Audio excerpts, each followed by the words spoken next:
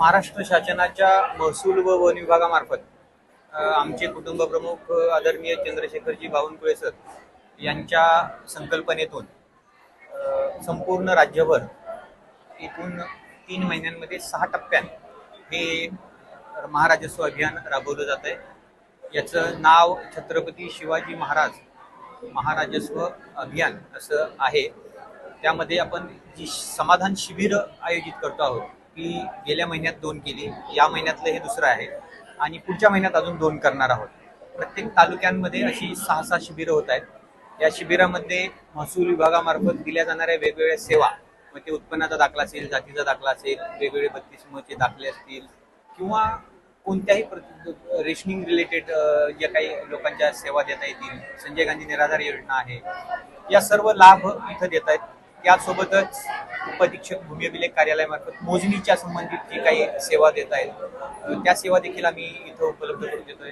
कामगार विभागामार्फत कामगारांना जे लाभ देय आहेत, त्यांना आता भांड्याचं किट वाटप करतोय आपण, ते लाभ इथं दिले जात आहेत। आरोग्य सेवा ज्या आहेत, आपल्याला माहिती आहे की नुकतंच 3-4 दिवसापूर्वी आपल्या इकडे फार मोठा अपघात झाला, तर अशा पोस्ट खात्याची एक योजना आहे की ज्यामध्ये 399 रुपये आपण एक रकमी एकदाच भरायचे आहेत आणि त्यामुळं 10 लाख रुपयाचा विमा उतरला जातो भारत सरकारमार्फत।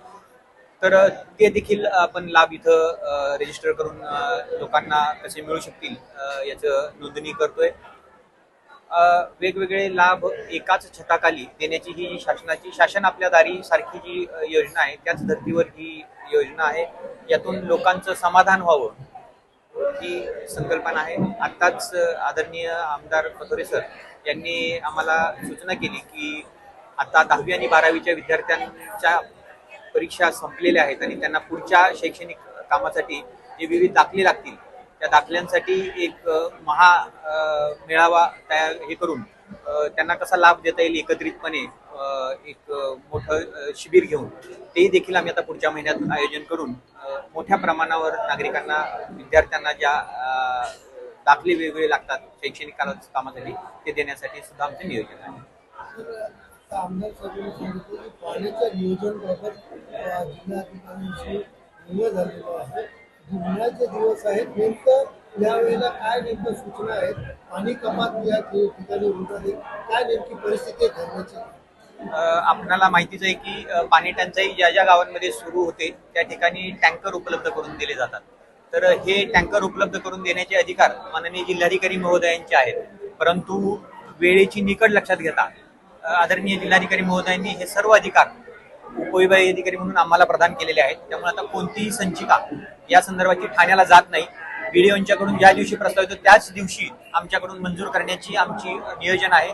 परंतु आमदार महोदयांनी जसं सांगितलं की ती वेळ येऊ नये याच पद्धतीनं त्यांनी सुद्धा वेगवेगळ्या कूपनलिका असतील या पुनर्जीवित करण्याचं काम सुरू ठेवलेलं आहे। आणि जर का अचानक एखादी अशी परिस्थिती उद्भवली तर ज्या दिवशी प्रस्तावित त्याच दिवशी तो मंजूर करून दुसऱ्या दिवशीपासून टँकर उपलब्ध करून देण्याची आमचं नियोजन आहे। काय सांगाल, आज विद्यार्थ्यांसाठी दाखले वगैरे नवीन उपक्रम आपण दरवर्षी राबवतो, यावेळेस कशा प्रकारे?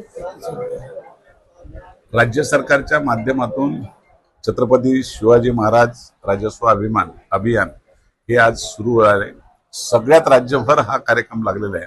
त्यात कल्याण तहसीलने आज गोयली येथे पूर्ण तालुक्याचं हे अभियान सुरू केलेलं आहे आणि निश्चितपणे सगळ्याच योजना एका छताखाली आणून प्रत्येकाला त्याचा दिलासा देण्याचा प्रयत्न केलाय। शेवटच्या माणसापासून, अपंगापासून, आदिवासींपासून, संजय गांधी निराधार योजनेपासून सगळ्या योजना एका छताखाली एका दिवसात मंजूर करण्याचा हा चांगला पायंडा राज्याचे महसूल मंत्री आमचे बावनकुळे साहेब आणि मुख्यमंत्री यांनी आज चांगला निर्णय घेऊन हा निर्णय घेतलाय, त्याच्याबद्दल स्वागत करतो। त्याचबरोबर इतर सुद्धा ज्या योजना आहेत, इतर खाती जेवढी आपली आहेत त्या सगळ्या खात्यांच्या सुद्धा योजना एका ठिकाणीच करण्याचा प्रयत्न केला। जिल्हाधिकारी या ठिकाणी आलेले, तुमची काही वेळ चर्चा देखील झालेली, पाण्याचं नियोजन असेल किंवा उन्हाळ्यामध्ये अशा प्रकारचं धरणाचं नियोजन असेल, या संदर्भात काय तुमचं? खरं म्हणजे पाणी टंचाईच्या बाबतीमध्ये सुद्धा काही योजना बंद पडल्या होत्या, त्या पुन्हा चालू करण्याच्या बाबतीत निर्णय झालाय आणि त्या पद्धतीने आता ती कामं सुरू होतात। येत्या उन्हाळ्यामध्ये जी पाणी कपात मुंबईला पाहिलं, इतर ठिकाणी पाहिलं, त्याचा ठाणे जिल्ह्याला त्याचा फटका पडू शकतो का? मी ठाणे जिल्ह्याचा ना मुंबईच्या बाबतीत बोलणार नाही. मी माझ्या मतदारसंघातच बोलतो. तुमच्या मतदारसंघात माझ्या मतदारसंघात ती वेळ येणार नाही.